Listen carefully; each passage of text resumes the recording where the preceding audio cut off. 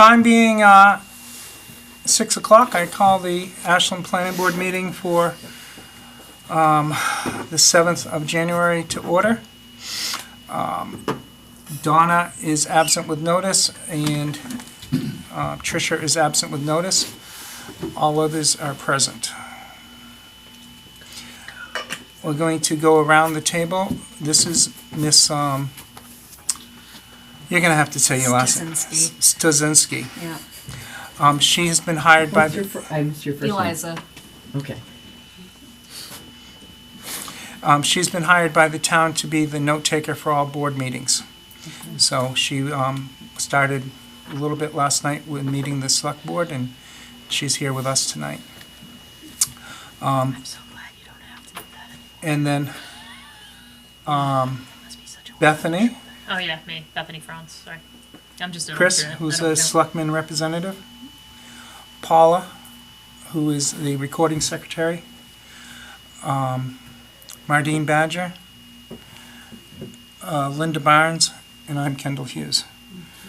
Tonight's meeting is to do two public hearings, one on subdivision regulations and the second on the Article 4 special provisions of the zoning ordinance.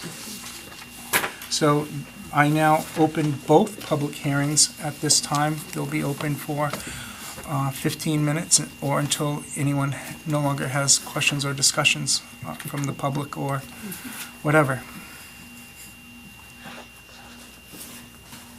Can I have one of those?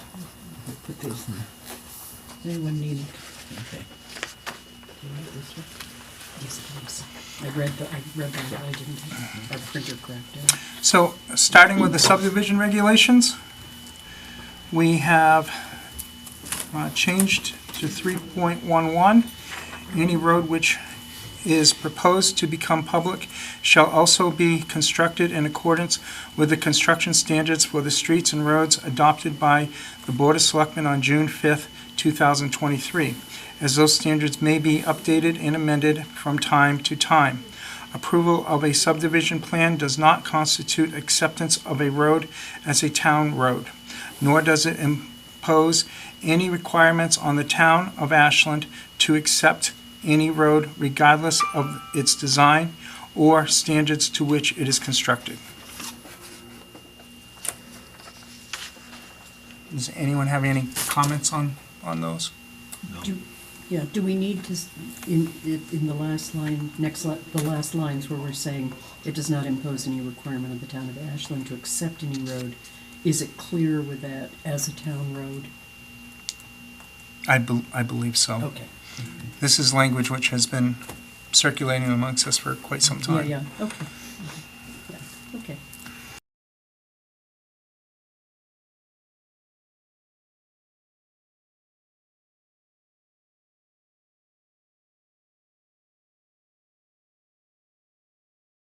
Front access lot shall be the greater of A, 1 acre, or B, 800 square feet per residential dwelling unit, individual recreational campsite, or individual lodging unit.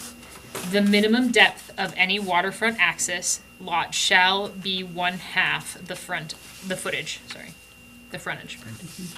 Which is the part that was added. So is all the underlying parts the added Yeah. parts? Okay. 4.1B.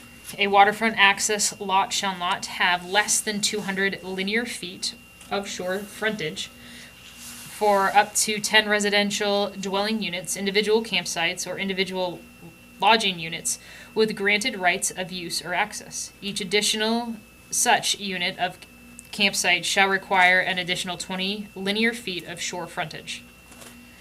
4.1C. A parking area of 300 square feet adjacent to the waterfront access lot shall be provided for each dwelling unit, recreational campsite, or individual lodging unit located in excess of 100 feet from the water. 1,000 feet. Sorry, thank you. 1,000 feet. Whew, that would have been bad. 1,000 feet from the waterfront property to which it has granted access. The parking area shall not be closer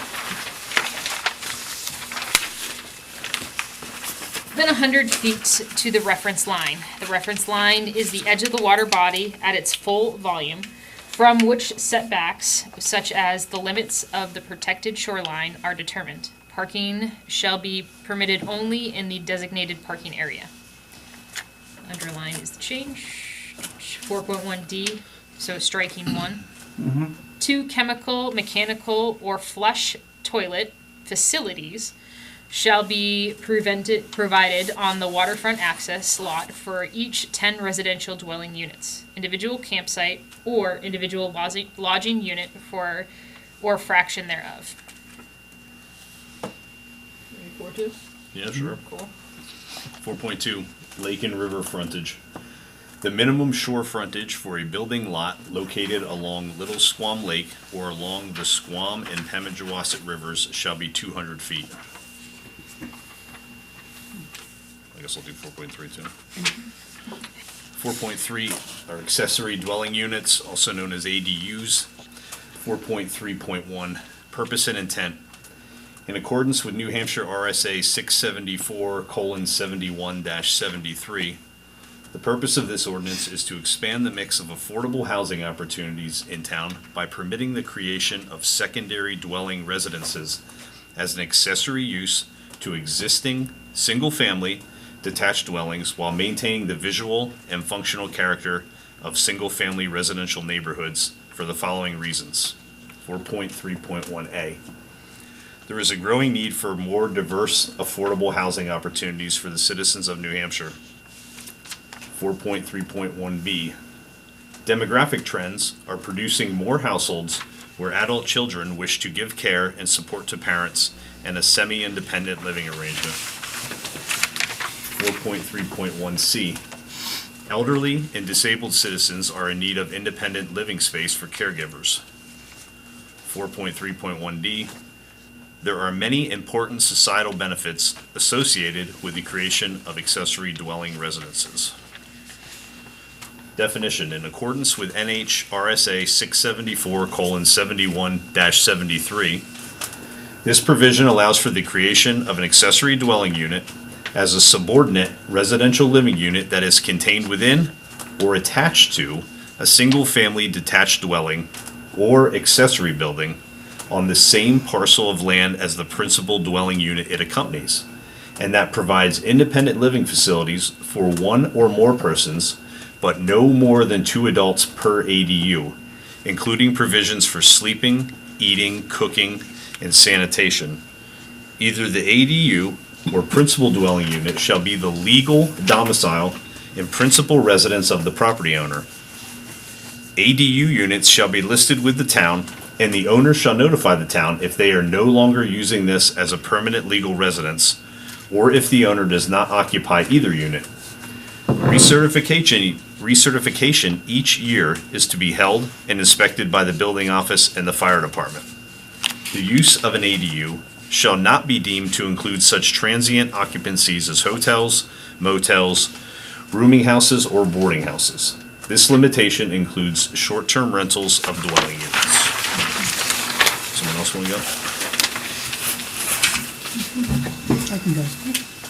4.3.3, minimum lot requirements.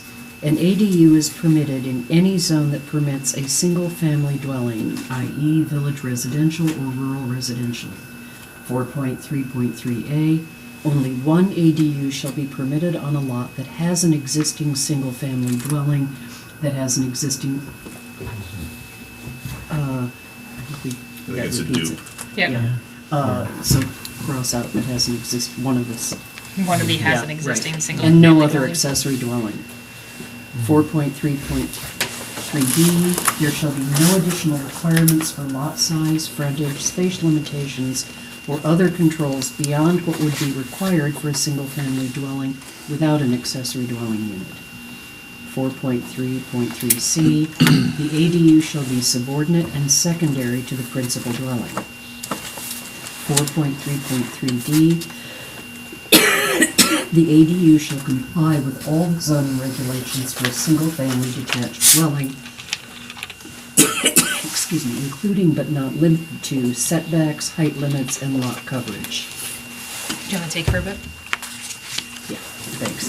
4.3.3D, the ADU shall comply with all the zoning regulations for, oh, you just read that, didn't you? Okay, Yeah. my apologies. Yeah, we're on E. 4.3.3E, the construction of the ADU shall not increase the non-conforming aspect of any existing non-conforming lot. 4.3.3F, construction of the ADU shall meet all the building code / life safety code guidance. The architecture and design of the ADU should reflect that of the primary residence. 4.3.3G, ADUs shall not be allowed on lots with multiple single-family dwellings attached to each other, such as townhouses, or on lots with manufactured housing as defined in RSA 674:31. 4.3.3H, there shall be no conveyance, no conveyance of an ADU separate from the principal dwelling unit by subdivision, nor shall the ADU have ownership separate from the lot on which the principal dwelling is located. The ADU structure and lot shall not be converted to a condominium or any other form of ownership distinct from the ownership of the principal single-family dwelling. 4.3.4, dimension requirements. The ADU shall not be less than 750 square feet and shall not exceed 1,000 square feet in a habitable floor area. 4.3.5, permitting. ADUs shall be approved, be either conditional. Right. Any issue. So ADU shall be approved by either conditional use permit pursuant to RSA 674:21 or by special exception in zoning districts that permit single-family dwellings. The applicant for a permit to construct an accessory dwelling unit shall make adequate provisions for water supply and sewage disposal for the accessory dwelling unit in accordance with RSA 485-A:38. But separate systems shall not be required for the principal and accessory dwelling units. In order to comply with this paragraph, and prior to constructing an accessory dwelling unit, an application for approval for a sewage disposal system shall be submitted in accordance with RSA 485-A as applicable. The approved sewage disposal system shall be installed if the existing system has not received construction approval and approval to operate under the current rules or predecessor rules, or the system fails or otherwise needs to be repaired or replaced. 4.3.6, parking. An ADU shall be provided a minimum of 2 off-street parking spaces in addition to the primary dwelling unit parking requirements. I can pick up from there. Go ahead. 4.3.7 requirements.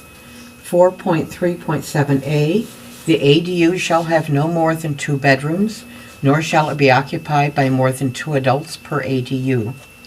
4.3.7B, adequate provisions shall be made for water supply and sewage disposal for the ADU in accordance with New Hampshire RSA 485-A:38 and regulations adopted by New Hampshire Department of Environmental Services. Separate systems shall not be required for the principal and accessory dwelling units. 4.3.7C, the ADU must have an independent means of ingress and egress, or shall have ingress and egress through a common space, such as a shared hallway to an exterior door.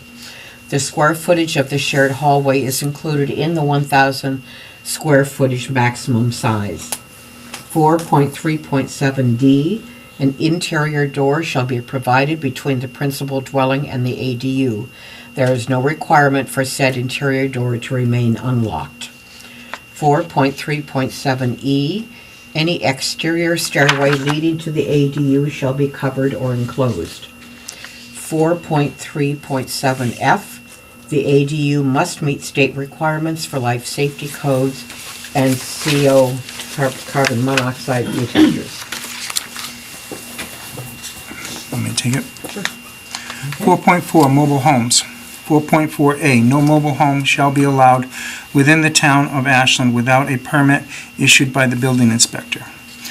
Mobile homes intended for the use by one family shall be considered single-family residence. 4.4B, mobile homes placed on or replaced within the Pemigewasset Overlay District or in the designated floodplain must be installed upon permanent foundation.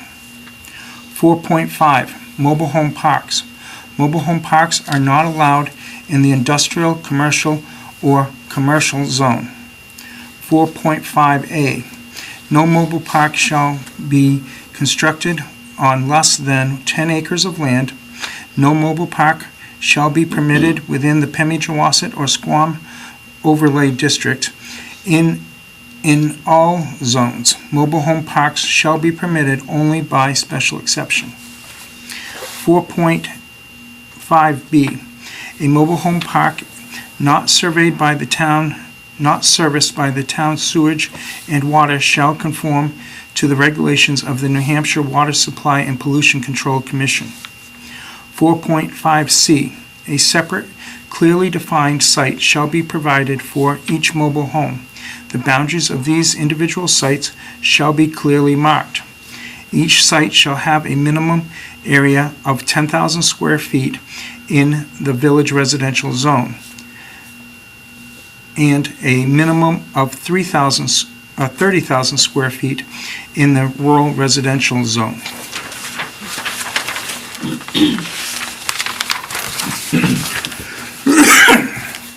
4.5D, each mobile home site shall be provided with off-street parking of 400 square feet. 4.5E, a usable area of no less than 1,000 square feet per mobile home site shall be set aside and maintained for joint use of all occupants of the mobile home park. 4.5F, within the minimum 10 acres, a 35-foot buffer strip shall be maintained along all boundaries and public roads. Within this space, a dense visual screen of suitable shrubs and trees 6 feet or more in height shall be provided. Such open space shall not be built upon paved nor used for parking. 4.5G, all roads shall be constructed and maintained by the mobile home park owners in conformance with Ashland Road standards, unless adequate provisions have been made for ongoing maintenance and repair. Someone else want to take 6?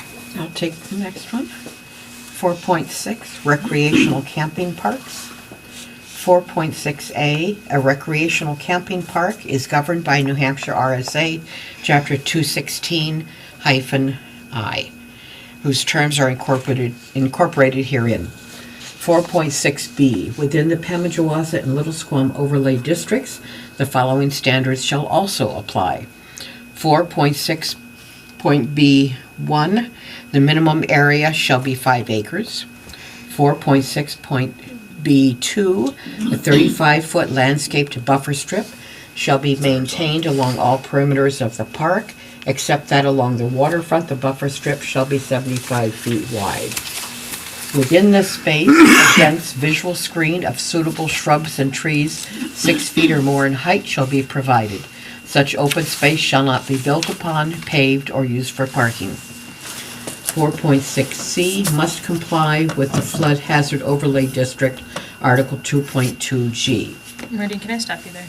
Yeah. To save our time, can we just read the ones that we're changing? I don't know if that's legal. Or you have to read each of them verbatim, but I didn't know if we just wanted, because all of these were in place except for where it's underlined or struck through.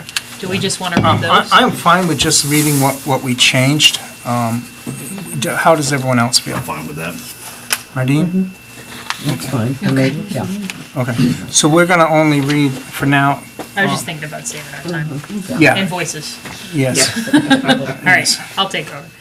4.7, home occupation. The home occupation is any use that is customarily conducted entirely within a dwelling by the inhabitants thereof, and the use of a portion of the dwelling or portion of an accessory. Why is there a hyphen there or an underscore there? It's just an error. Okay, of an accessory building must be clearly secondary and incidental to the said dwelling and subordinate to the primary use of the premises as a residence. It must not change the character of the building or the character of the neighborhood, amended March 10th, 2020. So this is the new, there is no outward appearance of such an occupation with the exception of one permitted sign. So there's no changes to that. Going down to 4.7A2. No signage other than a permitted sign in a configuration not to exceed 360 square inches shall be placed only on the property. Another change is in 4.7A3. Storage of goods and materials is only allowed within the primary structure or accessory building. There shall be no exterior storage of equipment, including the parking of commercial vehicles. Nothing else there. Dropping down to 4.8, bed and breakfast. Bed and breakfast. Bed and breakfasts are allowed in the village residential or rural residential zone, subject to site plan approval. Next is struck. 4.8.1, purpose. The purpose of this section is to preserve the existing housing stock and the neighborhood character while providing efficient use of larger homes and providing flexibility to respond to changing household sizes and needs. 4.8.2 definitions. Bed and breakfast means a transient lodging facility that is a single dwelling residence occupied by the owner at the time of rental to a patron. The facility is regularly used and kept open as such in a bona fide manner for the feeding and lodging of transient guests. It shall have a dining area capable of accommodating the number of registered guests whose posted room rates shall include breakfast. As this is considered a rental unit, the property owner must comply with the state of New Hampshire RSA 153:10-A as amended relative to the compliance with the NFPA Life Safety Code and the standard for installation of carbon monoxide, CO detection, and warning equipment. I think the number was just changed on the next one? Okay. 4.8.4 requirements. A bed and breakfast shall be subject to the following requirements. I'm assuming the number was just changed and the word the. So dropping down to 4.8.4A3. Exterior alterations other than signage, see below, should be in keeping with the character of the structure. 4.8.5A. For each bed and breakfast, it's going to hurt my brain if I don't finish that. The main signage shall be no larger than 8 square feet and may be double-sided, posts not included. Dropping down to 4.8.6B, guest spaces shall be set back a minimum of 20 feet from any property line and located to the side and rear of the building, and shall be screened from adjacent properties by a 6-foot-high wood or masonry fence or by site obstructing vegetation of the same height. I can pick up. Okay. Yeah. So 4.8.7B, no areas shall be floodlit. 4.8.7C, all outdoor lighting shall be in compliance with the requirements of site plan regulations. 4.8.7D, the total cutoff of all light shall occur within the property lines of the parcel to be developed. And then was 4.9A signage, that heading was added, I think. Just signage was added. Yeah, and then So the the rest is. rest of this is about the floodplain. And what we've done here is 4.10, this section has been removed and renumbered to Article 2.2G under Article 2 zoning regulations. So we've taken that in its entirety and moved it to the overlay district so that it all comes up together because it's only the floodplains. Yeah, Makes sense. okay. That is all of the changes. Couple things. Okay, there was a discussion about the ADUs. Okay, I need to number these pages. Yes. Please. That is absolutely fair. It's actually page 4. Top of the page, 4.3.3, minimum lot requirements. Okay, yeah. Okay, there was a discussion about whether we kept commercial in there or deleted it. Right. When I went back through my notes, I had crossed out and marked things that had been changed. I did not cross out the word commercial. I also went to the RSA.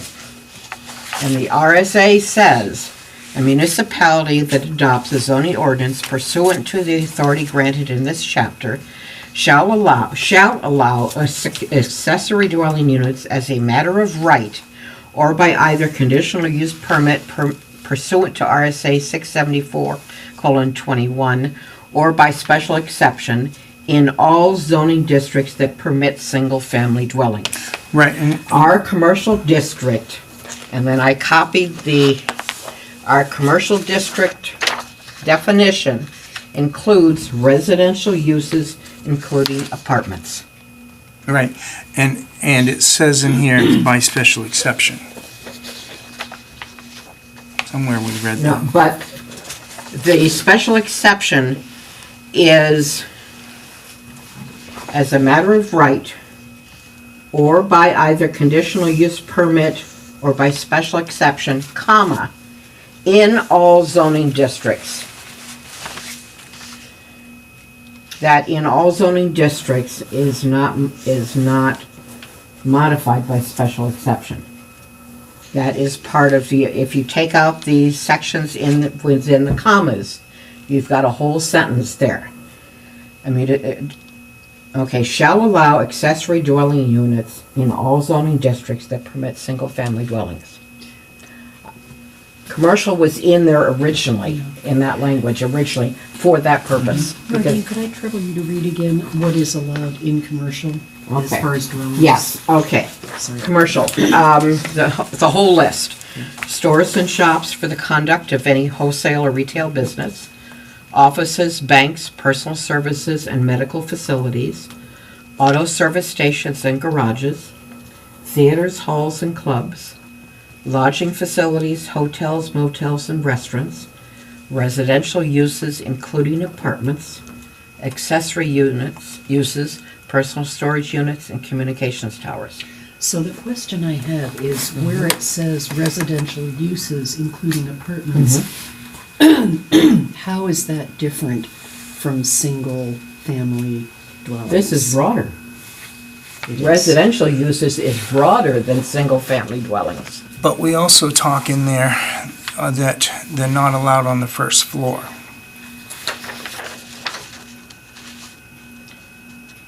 Okay, current commercial retail, and it, not necessarily allowed, but not converted.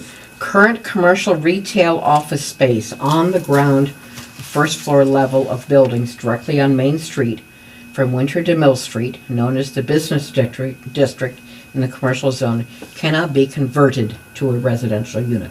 Right, exactly. Okay?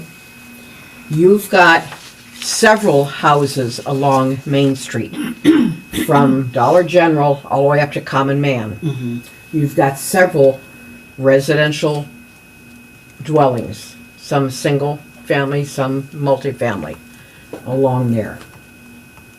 But residential uses is even broader than single or multifamily. Residential, whatever use. At this point, in commercial, could someone seek a permit to build a single-family house in commercial? Yeah. Okay. Do we- Residential use. Okay. A single-family house is a residential use. So, is there a way of narrow, if we have to include commercial because of what the RSA says, it would still have to meet the requirements of being added on to a single-family Right. dwelling Yeah. unit. So, Yeah, it we wouldn't- have that capability in the ADU RSA to do that. Okay. So if we're saying, if we have to add commercial because of what the RSA says, someone would still be restricted to only adding something on to a single-family dwelling. They couldn't add it on to an apartment building, they couldn't add Right, it on to right. anything else. Okay, Yes. so it's still pretty narrow and there aren't that absolutely. many They houses. still Yes. have to follow Yeah. the requirements of the Yeah. ADU that were being Yeah. set forth. And in the But business that district, they language, can't. that language that we had put in the original ADU part, as I was on the board at the time, we had taken the RSA and there were guidelines from and a layout from Housing Authority or a couple other places. With the RSA, what you can do and cannot do is very clearly laid out what what you could and could not do. I'm sorry then, my memory was wrong about the Yeah. discussion. Okay, so we can add, so we can change that from village residential. So put And- commercial back in. Yeah. Commercial was originally in front of the village residential inserted. But So it's there's- still gonna apply to very few structures. Right, oh, So, yeah, okay. yeah. But it keeps Yeah. us from getting sued by somebody who says the Yeah. state says we Yeah. can. Mhm. Okay, thanks. Yeah. Yeah. No, I'm Um, sorry, I No, was wrong about that. that's, So- You put the commercial back in? yes. So we I put- had to go back to some of the original So we'll put language. commercial back in there. We're going to strike the double thing here on existing single-family dwellings. Yeah, We are going to, on 4.35, we are going to change the second B to by. And on the next page, it's not the next page. one other thing I noticed. But- Over on 4.7, we're going to correct the little hyphen that's in there that's not supposed to be. Yeah, yeah. Okay? Anyone have anything else? Yeah, 437F. 4.3, And it's under, again, it's under ADUs, very bottom of the page, 4.3.7F. The ADU must meet state requirements for life safety codes and CO detectors. Another place where we reference carbon monoxide, You have it we written spelled down. out carbon Yeah. monoxide and then put CO in Yeah. parentheses, and I That's a think good that's idea. much clearer, yeah. Instead of being Colorado. Right, Colorado, Yeah. Texas. Someone would put CO, but they wouldn't necessarily think of it in terms of carbon monoxide. No. They usually Right. need to be told Yeah. that that symbol Yeah. is carbon monoxide, Yeah. because people don't. oh, yes, they do. They do to a point, but I've heard some that don't. Yep. but I think it's clearer that way. Yeah. You said 4.8 something? Yeah. I think had an extra period. Yes, I- I saw that. Oh, yes, yeah, 4.8 Yeah. has an extra period. You could add one more and do an ellipsis. Or we just move it up on top of it and make a column. Oof, there we go. Yeah. We're a group, So I do have one thing I would like to bring up. And I gotta find it. It is under ADUs. Oh, no, I'm sorry, it's under bed and breakfast.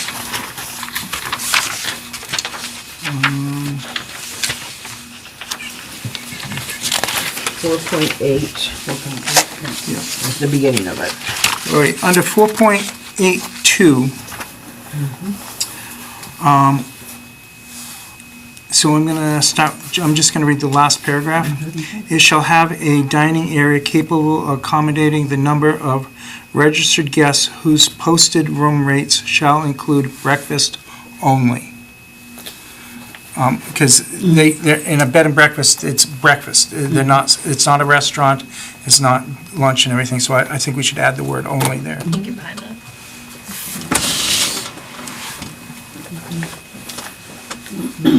Does it include- Didn't we have a discussion at some point about bed and breakfast, that we could include breakfast and snacks? We did talk about snacks. That was- yeah, But it was. as far as the meal area, they're only doing one meal. They can do snacks, That's that's, fine, On the, on the a view bottom of the snacks next, totally different. yeah, on the bottom of the next page, we crossed out, the very bottom of the next page.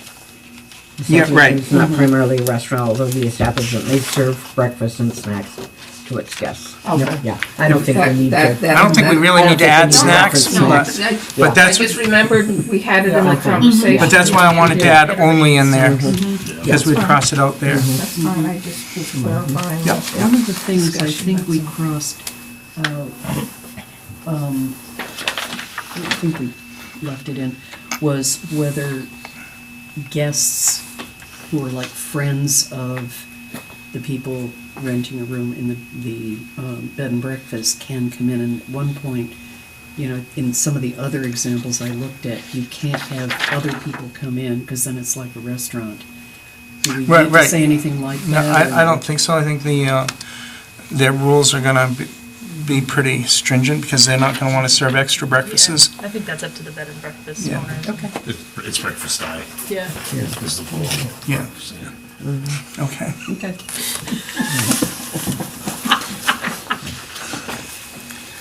Anything else on that? Anything on either one of these? I have a couple comments on format and process. Okay. I'm concerned that there is still nothing posted on the town website with this text. Okay? Nothing. We definitely, before the next public hearing, need to make this available on the town website. For instance, on the calendar, the only place that this is mentioned is on the calendar listing for tonight. It had amendments to zoning ordinance, but there was no link. There was no link to anything. Could We we, will make sure that it is gotta on. make that on Yeah. the calendar page, but also on the very front page of the website. Yeah. I know that the got to be web there. people have it to do. I Yeah, just, it's I- got, it's they're got to bit- be they're- up there. Yeah, they're very busy with the budget right now. yeah, I know, but it's, Isn't the school board We- meeting happening right yeah. now as well? Yep. the other, again, formatting, please number the pages. Yes, definitely need to number the Please. And at the top of the first page is, if there are copies of these laying around in the town office and people pick it up, they're gonna say, what is this for? At the Yes. top of the first page, put Ashland Planning Board amendments, proposed amendments to the Ashland zoning ordinance for March 2025, something. So that there's Yeah. a heading of some sort That's a up good there. So people pick it up and know what the heck it's for. And that it's specifically for Article 4. Yes, So there- yeah, the Article 4 is Yeah, there. I'm just saying to Yeah. make it clear Yeah. that this is, Yeah. that this is just Article 4 Yeah. that we're amending. Yeah, and maybe also a note that additional wording is underlined, deleted wording is That should- indicated yeah, by that strike should be through. Definitely. Yeah, Definitely. so that they can You understand. got all that, right? And I don't think we need to print the whole flood hazard. I think just 4.10, this section is to be Yeah. moved and. That will be, 4.10 flood, maybe flood hazard areas. right. I to hope be we do moved. not need to do that. don't I need don't to think we do. print. That will be, however, that will be left up to Becky and her decisions. Or whoever No. it is No, that makes if you us. go, it's the responsibility of the planning board to decide what wording goes on the one Okay. article. Well, we it's don't not- need to put we just need to say we're moving the entire That's thing. it, that's Yes. it. Yeah, because we've got the ability in the zoning ordinance now to do that, Right. to move things, yeah. Question, have the members of the zoning board had a chance to look at this proposed set of amendments? You mean the ZBA? Yeah, I know Charlie has perused it. okay. We have a meeting Thursday. Yeah, I was they have a gonna say, meeting Okay, that's the Thursday. date meeting Thursday, I would think so. okay. You're just all booked up this week, huh? What? You're all booked up this week, huh? Oh, yeah, your meeting's here Thursday, Yes, and mine's at the school Thursday. yeah, the budget committee. Yeah. Gosh, I'm not gonna be able to go to vote. All right, it has been 40 minutes. Does anyone have anything else that they'd like to discuss on this? Hearing none, I close the public hearing. And having no other business before us tonight, I close the planning board meeting. Excellent. Perfect. At the next public hearing, do we repeat this process? Pretty much. Yep. Yeah. And then at that point, we should vote on it.